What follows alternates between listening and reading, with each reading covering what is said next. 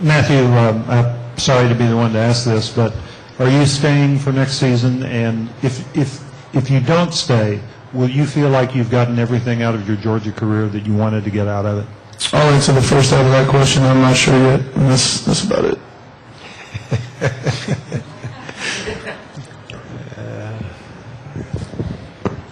I'm glad let you get away that. Can't let you get away that easy. Matthew, there. Just how hard is it going to be? How hard a decision is it going to be? And what are you going to put into this decision? It's going to be an extremely hard decision for me. My time at Georgia has been great, and it's been an awesome time, and it's something that I'm contemplating, continuing. And obviously there's the lure of the NFL, but to tell you the truth, I'm 50-50 right now, and I really don't know what I want to do. And I love playing for Georgia, and it's been an outstanding time, and I'm going to take this next couple days, I guess. It's really not too much time, but to think about it and figure out what I want to do. Corvey, we were talking about how Michigan State had the ball in Georgia territory almost the whole first half at one time or another. Sometimes they even started there. You guys only surrendered 2 field goals. Did you guys feel the pressure being put on you to hold it together for Georgia until the offense got untracked? No, I don't feel like there was any pressure because we work those type of situations in practice. And once you practice a situation like that, you take it over in the game and you execute. And we didn't get tired. We sucked it up. We knew we had to do, and that was hold them to 0 or 3 points, and that's what we did. But I just want to take my hat off to the defense for stepping up at a time and just blowing their necks back and just playing hard football. Yeah, for Coach Richt and maybe Matthew, can you get, obviously Georgia goes to bowl games every year, but just talk about this bowl trip and maybe Orlando as a bowl destination. Well, I love it. It's a great bowl trip. It's got tremendous entertainment. It's got the type of entertainment here is very wholesome. It's very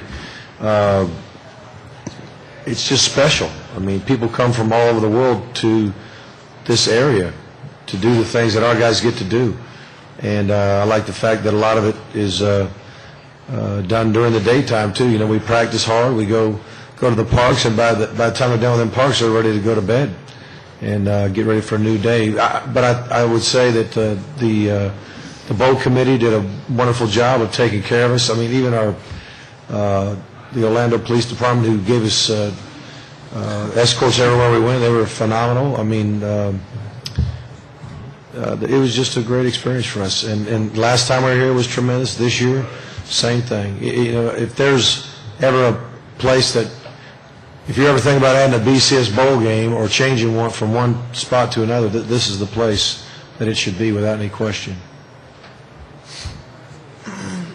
Corvey, we've made a lot this year about red zone defense issues and how often the other team would a lot of times score right after the offense would commit a turnover. And, it was the opposite of that today. What was the defense able to do today that y'all had not been able to do in, previous games? We just felt like we got disrespected today. I mean, they kind of called us out, in the media, and I'm not going to say any names, but we just felt like we had something to prove. We had been respected all year. People were saying that, they were just running down our throat. So we just said, before we came out, we just going to play balls out, balls to the wall football, and that's what we did. Matthew, did the wind affect your throws in the first half, and or does it matter just being able to set your feet, better protection in the second half, or just throwing the ball better? What would you say about it? Wind didn't affect it. I wasn't performing the way I should. I wasn't throwing the ball well, and we started out the game pretty hot, moving the ball up and down the field, and kind of stalled there in the second quarter. And I think they had a pretty long drive after that, time consuming. Next thing I look up, and there's maybe 2 minutes left in the half, but.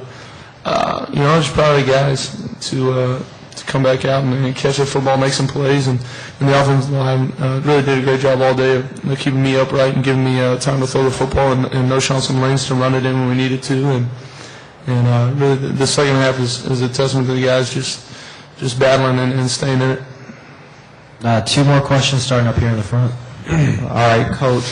Just, I guess, as a team, compare the team you saw today with the team you saw throughout the season, as far as, I guess, how you guys were able to turn it on there in the second half, and also looking ahead to next year. Right. Is there something, without getting into offense or defense, but is there something that you would like to see out of the team next year, or like one area you think you guys can improve in? I would say, first of all, this game, our thoughts going into this game was we wanted to finish very strong for our seniors, especially in this 2008 season. We felt like there's unfinished business that we could still take care of as far as getting that 10th victory and 40 wins for the seniors. And we had a very strong push for honoring those guys as they walked out the door.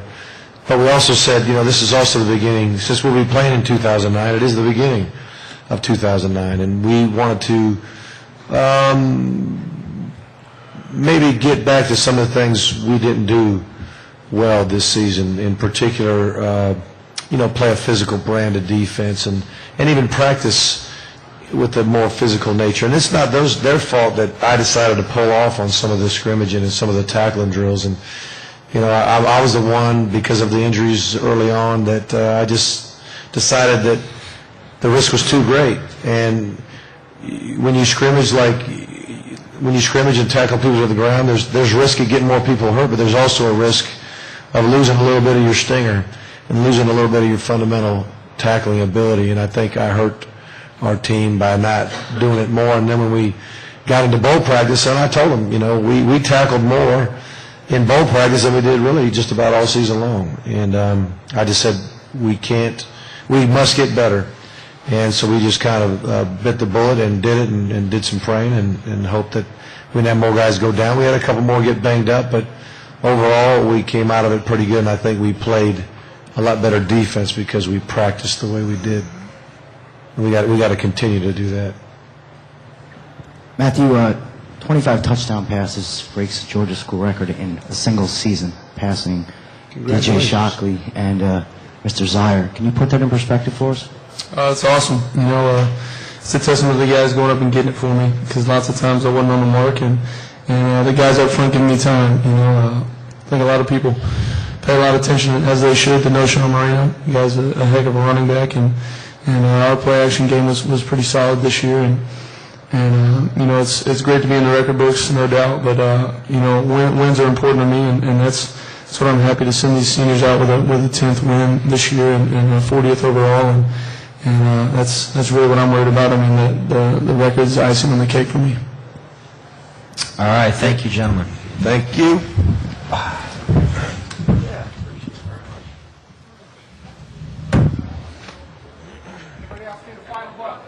Thank you.